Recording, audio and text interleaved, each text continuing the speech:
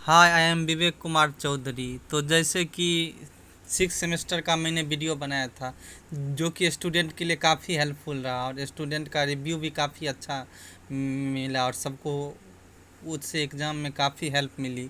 तो आज हम ड्राफ्टिंग का वीडियो बना रहे हैं।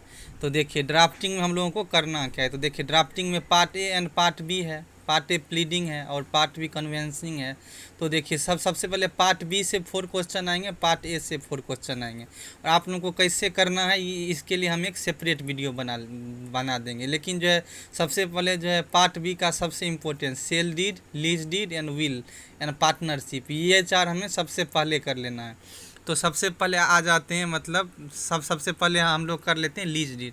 तो देखिए कोई भी होता है ना डीड, तो उसके लिखने का एक तरीका होता है। ये नहीं होता है हम लोग मतलब ड्राफ्टिंग अगर आप याद करने के लिए जाइएगा तो मतलब याद वो नहीं होगा। मतलब ड्राफ्टिंग का एक कंसेप्ट होता है, जैसे कि लॉ का हर एक लॉ का कंसेप्ट होता है, वैसे ही ड्राफ्टिंग का भी कंसेप्ट होता है।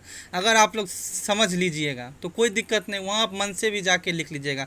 हम ही जो है 5th सेमेस्टर में मतलब पार्टनरशिप डीड उतना ध्यान से नहीं पढ़ के गए थे, बट जो है मुझे पता था आज कैसे डीड लिखना है, तो मैंने उस हिसाब से डीड डीड को लिख दिया। और जैसे जुडिशियल सेपरेशन भी सही से पढ़ के नहीं गए थे, बट जो है हमें डाइवोर्स कैसे लिखना है और कंसेप्ट पता था, तो मैंने वो भी लिख दिया था और हमारे उससे काफ़ी अच्छे नंबर आए। तो हमें किसी भी एग्ज़ाम में जाना है तो हमें सारे अपने वेपन जो भी अस्त्र शस्त्र है सब लेके चलना है। मतलब कंसेप्ट जिसको बोलते हैं, हमारा अस्त्र शस्त्र क्या है, कंसेप्ट है। तो सबसे पहले कोई भी डीड है उस डीड को आप कैसे लिखेंगे ये आपको समझा देते हैं, उसके बाद हम कंसेप्ट पे आएंगे। सबसे पहले देखिए डीड को लिखने के लिए सबसे पहले होता है, सबसे पहले डीड में लिखेंगे description of the deed. Description of the deed का मतलब क्या है, ये जो है किस प्रकार का डीड है। भाई ये सेल डीड है कि भाई ये लीज डीड है, क्या ये पार्टनरशिप है कि या ये विल है। तो सबसे पहले ऊपर में लिखेंगे वो उसके बाद लिखा जाता है कि मतलब किस दिन बना, उसका डेट और कहाँ बना, उसका प्लेस ऑफ एग्जीक्यूशन कहाँ बना। भाई जैसे मान लीजिए मतलब 17 जून को बना 2023, या मान लीजिए दिल्ली में द्वारका में बना, 30,000 में बना, मतलब कहाँ बना वो लिखिएगा।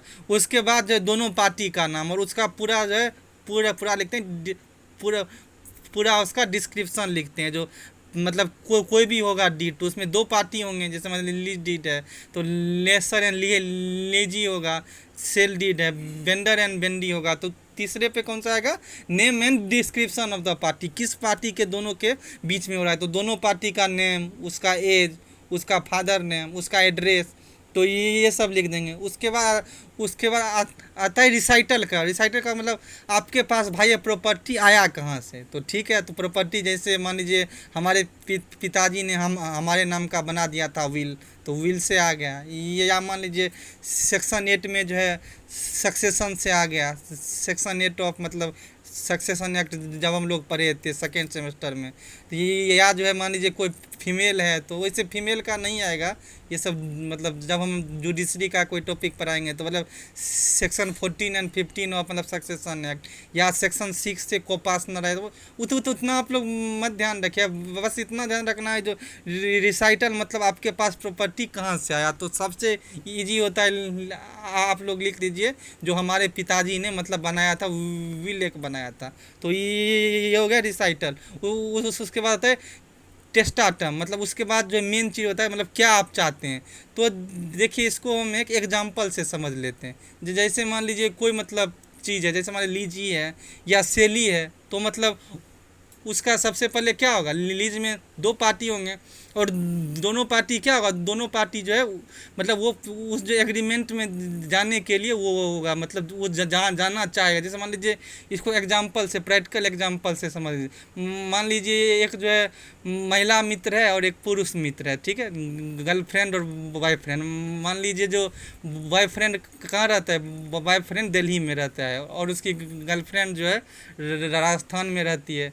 तो मान लीजिए दोनों का मतलब बातचीत होता है, तो एक दिन हुआ तो क्यों नहीं, बहुत दिन हो गए मिले हुए, तो हम दोनों जो है मिल लेते हैं। तो क्या करेगा, इधर से बॉयफ्रेंड दिल्ली से जो है राजस्थान की तरफ चलना शुरू करेगा और गर्लफ्रेंड क्या करेगी, राजस्थान से दिल्ली की ओर चलना शुरू करेगी, और बीच में कोई जगह होगा वहाँ जो दोनों जाके मिल लेंगे।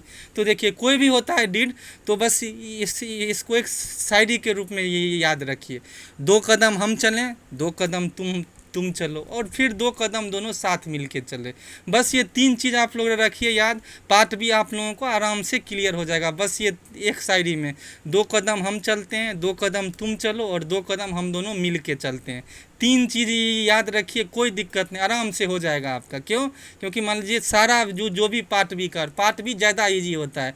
पार्ट बी का अगर आप लोग कंसेप्ट सीख लीजिएगा, सारा डी आसान से कर दीजिएगा।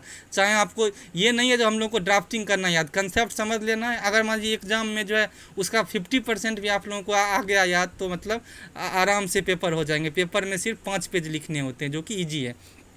तो मान लीजिए अब हम देखते हैं, इतना तो बता दिए, वो उसके बाद क्या होगा, मतलब उसके बाद 2 मतलब विटनेस आएगा। जैसे हम लोग पढ़े थे ट्रांसफ़र ऑफ प्रॉपर्टी एक्ट, तो उसका सेक्शन 3 है, चाहे वो है उसमें मतलब किसी भी डीड को बनाने के लिए विटनेस होता है, 2 विटनेस चाहिए, और उसके बाद दोनों पार्टी का साइन चाहिए। तो इतना हो जाता है तो कोई भी बन जाता है डीड। अब हम जो है, ये तो आपको कंसेप्ट बता दिए, अब हम आ जाते हैं प्रैक्टिकल एग्जाम्पल पे।